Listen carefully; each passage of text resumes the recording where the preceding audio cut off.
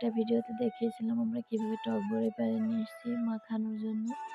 তো আমার কিন্তু এই সময় টক বড়িটা মাখানো ধনেপাতা দিয়ে খুবই ভালো লাগে। তো কার কি ভালো লাগে আমাদেরকে কিন্তু কমেন্ট করে জানাবে। আসসালামু আলাইকুম বন্ধুরা, চলে আসলাম কিন্তু নতুন একটা ভিডিও নিয়ে।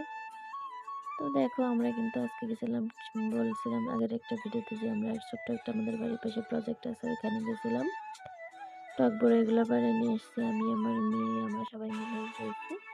যাতে ওখানে অনেক বড়ি ছিল, ওরা একটু দেখতে পারে, কারণ বাচ্চারা তো একটু হাসি খুশি থাকার চেষ্টা করে, নিজেরা যে জিনিসটা পারে নিয়ে খায়, ওর আনন্দটাই অন্যরকম।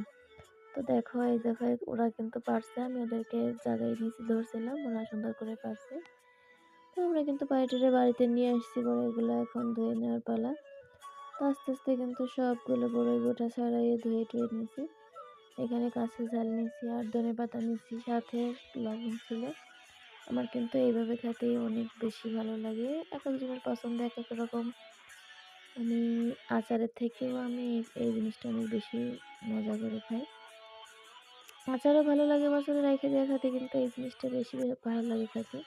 তোমাদের কার কাছে কিরকম ভালো লাগে কমেন্টে কিন্তু জানাবে।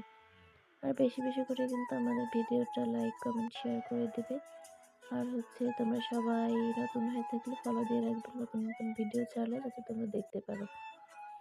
এই দেখো আমাদের কিন্তু প্রায় মাখানোটা শেষের দিকে, মাখায় নিছিলাম ওইগুলো ছাঁচার পরে পাটায় নিয়েছি, চেঁচেছি, যে পাটা কোথায় থাকে শিল পাটায় করে বাঁচছিলাম। এরপরে আমরা কাঁচা ঝাল, ধনের পাতা, লবণ এই সমস্ত দিয়ে আর একটু বাটাবাটি করার পরে এই তো হয়ে আসছে আমাদের মাখা। আমরা কিন্তু এটা দুপুর, তখন ছিল সম্ভবত 1-1:30 বাজে। তো তখনই মাখাইছিলাম, সবাই ছিল এখানে, আরো অনেক লোকজন, সবাই মিলে একসাথে খাইছি।